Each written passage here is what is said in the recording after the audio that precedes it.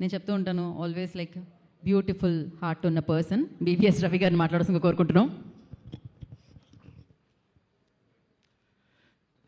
అందరికీ నమస్కారం. కోన వెంకట్ గారికి హిట్లు, ఫ్లాపులు, లాభాలు, నష్టాలు, ఎత్తులు, పల్లాలు, బాధలు, సంతోషాలు కొత్త కాదు.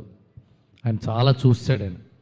ఆయన 1996లోనే ప్రొడ్యూసర్ అయ్యాడు. ఆయన అసలు ప్రొడ్యూసర్గానే వచ్చాడు ఆయన. ఆ తర్వాత ఈ జర్నీలో ఆయన చూడనన్ని ఎత్తులు లేవు, ఆయన చూడలేని లోతులు లేవు, అన్నీ అయిపోయినాయి. సో ఆయన గురించి మనం తర్వాత మాట్లాడుకుందాం. ఈ సినిమా సక్సెస్ డైరెక్టర్కి చాలా అవసరం. ఫస్ట్ డైరెక్టర్కి అవసరం సతీష్ జాబాజ్కి. I'm very happy for him. ఎందుకంటే నేను చాలా నిర్దాక్షిణ్యంగా ఉండే మనిషిని. ఎందుకంటే ఇక్కడ మన చుట్టాలనో, మన ఫ్రెండ్స్ అనో, మనకు తెలిసిన వాళ్ళనో, మనకి తెలిసిన వాళ్ళని సినిమాలు ఆడవు. సినిమాలు బాగుంటేనే ఆడతాయి, లేకపోతే ఎందుకు ఆడతాయి? ఏమైనా ఆడతాయా? క్రితం సినిమా బాగా తీసాడండి కోన వెంకట్ గారు, ఈ సినిమా చూద్దాం సార్ అయింది అనుకుంటారా? చూడరు ఎవరు. ఈ సినిమా కూడా బాగుంటేనే చూస్తారు. 20 ఏళ్ళ నుంచి వంట చేస్తున్న భార్య ఒకరోజు ఉప్పు తగ్గిస్తేనే తిడతాం మనం. అలాంటిది మనకి ఏమాత్రం సంబంధం లేని వాడు సినిమా తీస్తే బాగోకపోతే చూడం కదా. అలాంటిది ఈ డైరెక్టర్ కోసం నేను వచ్చా. నన్ను కోన వెంకట్ గారు ఆయన ఆప్తుడిగా నన్ను ఇన్వైట్ చేశారు, కానీ నేను వచ్చింది డైరెక్టర్ కోసమే. ఎందుకంటే సినిమా అంతా చాలా బ్రీజీగా వెళ్తూ, అంటే ఈ సినిమా ఎలాంటి విచిత్రమైన సినిమా ఏంటంటే బాగుంది బాగాలేదు అని చెప్పడానికి చివరి దాకా చూడాలి అనిపించే చిత్రం ఇది. మధ్యలోనే బాగాలేదురా అని వదిలేయడానికి లేదు, మధ్యలోనే బాగుందండి అని జడ్జిమెంట్ ఇవ్వడానికి లేదు. సినిమాను ఆద్యంతం ఆకట్టుకుంటూ చివరిదాకా ప్రతి సీన్లోనూ చిన్న జోకో, చిన్న ట్విస్టో, ఎమోషనో, చిన్న ఫన్నో, చిన్న సర్ప్రైజో పెట్టుకుంటూ అల్లుకుంటూ బుట్టల్లినట్టు స్క్రీన్ ప్లే అల్లి చివరికి వచ్చేటప్పటికి హార్ట్ టచ్ చేశాడు. నేను యాక్చువల్గా సినిమా చూసేటప్పుడు నా పక్కన రోషన్ కూర్చుని ఉన్నాడు. యాక్సిడెంట్గా చూశాను అతన్ని. చూసి నేను నా పక్కన మహేంద్ర గారు కలిసి చూసాను సినిమా. నేను టక్ మన క్లైమాక్స్ రాగానే పని అయిపోయింది అబ్బాయి అన్న, నీ పని అయిపోయింది అబ్బాయి, నీకు గట్టి కొట్టేసాను సినిమా, పలికేసింది సినిమా అన్న. ఎందుకంటే అది పట్టుకున్నాడు అట్లా. అక్కడ దాకా ఆ ట్విస్ట్ దాకా ఇతను ఈ ట్విస్ట్ బ్యాంక్ చేసుకుని ఆ సినిమాలో ఆ ట్విస్ట్ని బ్యాంక్ చేసుకుని సినిమా తీస్తే ఆ ట్విస్ట్ దాకా ఆడియన్స్ని కట్టిపడేసే క్లోజప్ ఇతంది. చాలా గొప్ప యాక్టర్. కథలో సీన్లో గొప్పతనం ఉంటే ఎవరైనా యాక్ట్ చేస్తారు. ప్రతివాడు చంద్రమోహన్ అవుతాడు. సీను లైట్ హార్టెడ్గా ఉన్నా సరే అతని బాడీ లాంగ్వేజ్తో, అతని క్లోజప్స్తో, అతని హిస్ట్రియానిక్స్తో, పాజులతో, డైలాగ్కి మధ్య చిన్న బాడీ లాంగ్వేజ్తో తీసుకొచ్చి ప్రతి సీన్ని అలా పట్టుకుని తీసుకొచ్చాడు. ఇంత చిన్న వయసులో అంత understanding over a character. Roshan, you long way to go. God bless you. All the best. చాలా love you. And then Sridevi అమ్మాయి బాపు బొమ్మలా ఉంటుంది. అమ్మాయి బాపు గారి బొమ్మలాగా. తెలుగు ప్రేక్షకులు బాపు గారిని మర్చిపోయే లోపల ఇంకో బాపు గారి బొమ్మ వచ్చింది మనకి. ఆ అమ్మాయి ద్వారా అయినా మనం బాపు గారిని గుర్తుపెట్టుకోవాలి. చాలా అద్భుతంగా చేసావు తల్లి. ఈ అమ్మాయి ఇప్పుడు కొత్తగా తెలుగు ఇండస్ట్రీలో చాలా రోజుల తర్వాత మళ్ళీ తెలుగు అమ్మాయిలు వస్తున్నారు. గౌరీప్రియ కానీ, తేజస్విరావు కానీ, అలా ఆ కోవకు చెందిన ఈ శ్రీదేవి 10 కాలాల పాటు డెఫినెట్గా ఉంటుంది. అమ్మాయి మీరు సినిమా చూడండి, ఈ అమ్మాయి పర్ఫార్మెన్స్ కోసం చూడండి సినిమా. ఈ అమ్మాయి పర్ఫార్మెన్స్ కోసం సినిమా కథ తర్వాత ఎలాగో వస్తుందిగా సినిమాలోకి వెళ్తే అమ్మాయి కనుబొమ్మలతో, రెప్పలతో యాక్ట్ చేసింది.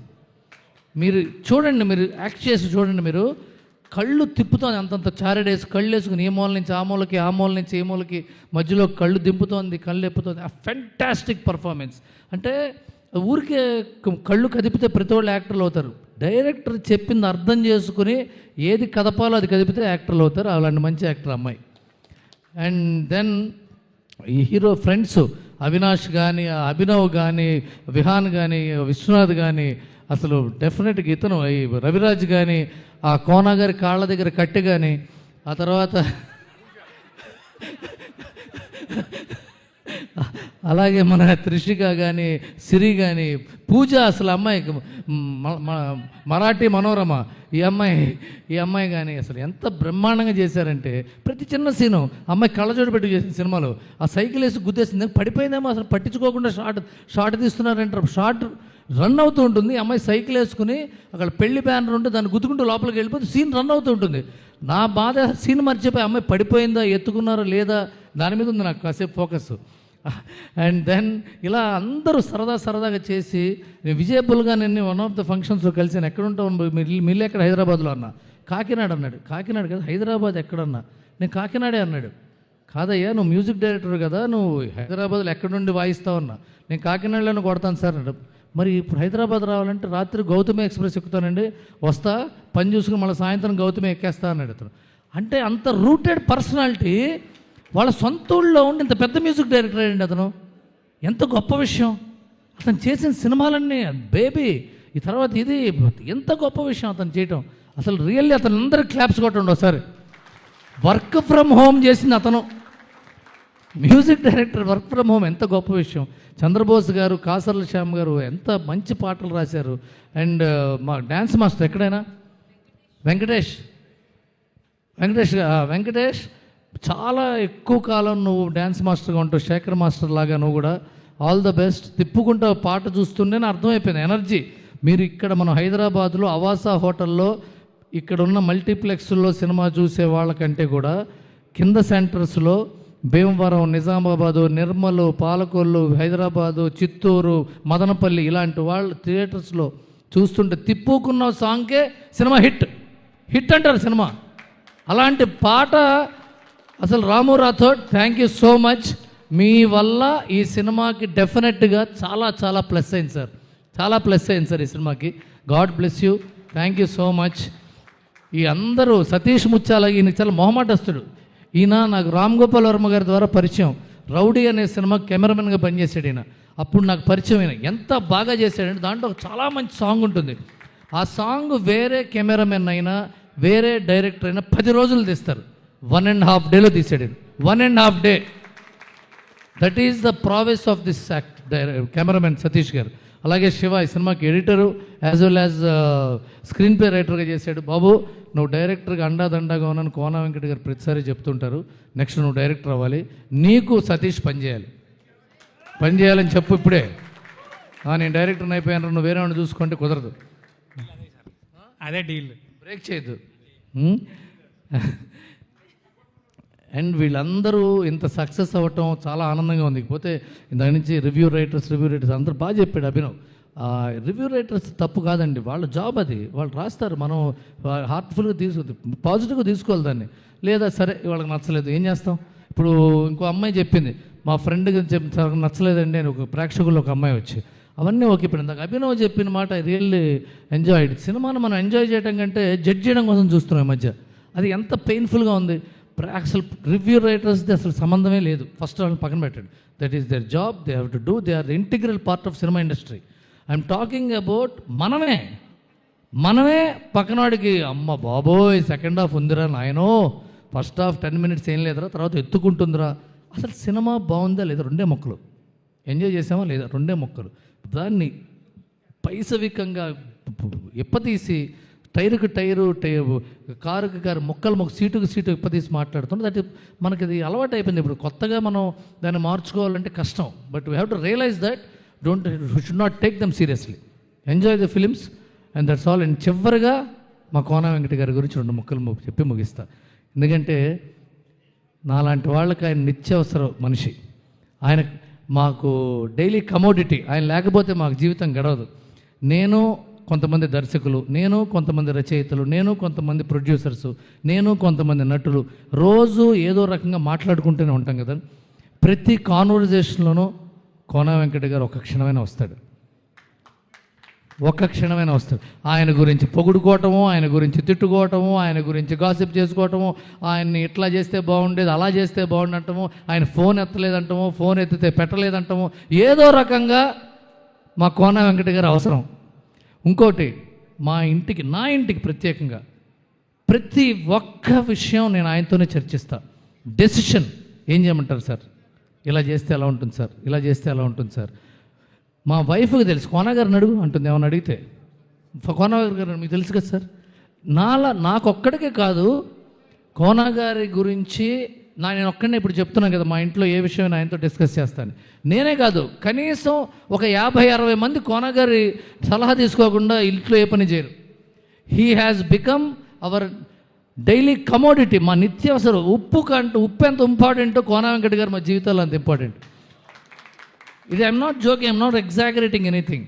అంత ఈ సినిమా స్టార్టింగ్ డే నుంచి నాకు ప్రతి క్షణం ఆయన మాట్లాడితే ఒక ఇంపార్టెంట్ యాజ్ ఎ ప్రొడ్యూసర్గా ఒక మాట చెప్పి ముగించాలి. అదేంటంటే ఈ సినిమా అయిపోతుంది, కష్టపడుతున్నాడు, మధ్యలో ఇల్లు అమ్మేశాడు, 2-3 స్థలాలు ఉంటావు అమ్మేశాడు. ఏంటి సార్ రిస్క్ ఎక్కువ తీసుకుంటున్నారేమో అంటే, ఇది నాకు నమ్మకం ఉంది అంటున్నారు. నా భయం ఏంటంటే ఆయన ఇంతకుముందు 30 ఏళ్ళ క్రితం తోకలేని పెట్టదీసి మొత్తం తుడిచిపెట్టుకుపోయింది. మళ్ళీ ఇప్పుడు అవసరమా ఈ ట్విస్ట్ మనకి అని నేనేదో లేదు అని ఈ విషయంలో చెప్పాలి. మ్యాంగో రామ్ నాకు నిలబడ్డాడు. మ్యాంగో రామ్ ఎంతో నాకు హెల్ప్ చేశాడు. నిజంగా thank you Ram, thank you so much. మీకు ఎంత మంచి ఫ్రెండో తెలుసు ఆయనకి. అలాగే ఈయన కష్టపడి చివరికి వచ్చింది సినిమా, చివరికి రిలీజ్ అయింది సినిమా. నేను రిలీజ్ ముందు రోజు గంట ముందడిగా రిలీజ్కి AMBలో షో వేస్తుండే, సార్ ఫైనాన్షియల్గా మీరు కంఫర్టబులే కదా, మీరు బయటపడ్డారు కదా, మీకు ఇబ్బంది లేదు కదా అని అడిగా నేను. లేదు ఐఎమ్ కంఫర్టబుల్, నాకు కంఫర్టబుల్. ఆయన ఐఎమ్ వెరీ హ్యాపీ అన్నాడు. సినిమా రిలీజ్ అయిందండి. రిలీజ్ అయితే సినిమా ఫస్ట్ డే రివ్యూ రైటర్లని అవని ఇవని చాలా డల్ అయిపోతే నేను మా వంశీ కాక PRO కూడా ఆయన ఫోన్ చేశాడు, రవి గారు ఆయనకి ఎలా చెప్దాం మనం అంటే, ఈయనే ఫోన్ చేశాడు. నేను ఎలా చెప్పాలనుకుంటే ఈయనే ఫోన్ చేశాడు పొద్దున్నే. అదే ట్విస్ట్ మాకు కోన గారితో. రవి రేపటి నుంచి ఎలాంటి పబ్లిసిటీ చేయాలి మనం అన్నాడు. సరే ఇలా చేస్తే బాగుంటుంది, అలా చేస్తే బాగుంటుంది. టక్మన్ ఫోన్ పెట్టేసి వంశీ కాకకు ఫోన్ చేశాడు. నేను రవి ఇలా చెప్పాడు, నేను ఇలా అనుకుంటున్నాను, ఇంకోళ్ళని అడిగాను, వాళ్ళు ఎలా అనుకుంటే ఇలా చేద్దాం, పబ్లిసిటీ ఇలా చేద్దాం. ఇవాల్టి దాకా పబ్లిసిటీ చేస్తూనే ఉన్నాడు యాజ్ ఎ ప్రొడ్యూసర్. ఒక ఫైనాన్షియల్గా హ్యాపీ అయిపోయి టాక్ ఎలా వస్తే మనకేంటి, వదిలేద్దాం సినిమాని అని సినిమా వదిలేసి హ్యాపీగా దుప్పటి కప్పుడు పడుకోవచ్చు ఆయన. కానీ బాధ్యతగా ఆయన బాధ్యత ఏంటంటే, డిస్ట్రిబ్యూటర్ల డబ్బే ఆయన బాధ్యత కాదు, డైరెక్టర్ లైఫ్ ఆయన బాధ్యత, ఈ యాక్టర్ల లైఫ్ ఆయన బాధ్యత, హీరో కెరీర్ ఆయన బాధ్యత, హీరోయిన్ కెరీర్ ఆయన బాధ్యత. ప్రతి ఒక్కళ్ళ లైఫ్ని ఆయన సొంత బాధ్యతగా తీసుకుని as a producer this is his victory. అందుకని ఆయన అందరికీ మనం చప్పట్లు కొట్టాలి. ఆయన అంత గొప్ప సక్సెస్ అందుకునంటే this is because of Kona Venkata garu. And ఈ సినిమా చూసేటప్పుడు ఈ సినిమా జరుగుతున్నప్పుడు నాకు ఒక వ్యక్తి పరిచయం అయ్యారు. ఇప్పుడు ఆవిడ కూడా ఈ సినిమాలో యాక్టింగ్ చేసింది. ఇప్పుడు ఆవిడ నటన వైదుష్యాన్ని మనం ఎక్కడ చూస్తాను రా బాబు, చూస్తే బాగుందని చెప్పాలి అని ఏదో మొహమాటం కోసం చూస్తే సర్ప్రైజ్ ప్యాకేజ్ యోగిత ఇది సర్ప్రైజ్ ప్యాకేజ్ తినేసింది. సెకండ్ హాఫ్లో ఒక 4-5 సీన్లు మార్వలెస్ అండి. ద న్యూ కమ్మర్, కెమెరా కొత్త, టీవీ కెమెరా కానీ సినిమా కెమెరాకి మొదటిసారిగా. And you have done an marvellous job. All the best, you have long way to go. And Prashanth garu, మీ నాన్నగారికి నేను ఎంతో రుణపడి ఉన్నాను. And I'm thank you, I'm happy to see you. All the best, God bless you all. ఇతను త్వరలో hero కాబోతున్నాడు, గుర్తుపెట్టుకోండి. All the best. Thank you so much sir, కోన వెంకట గారు నన్ను పిలిచేందుకు thank you sir. Thank you Ravi garu, thank you so much. And నాకు తెలిసినంత వరకు అంటే పరచూరి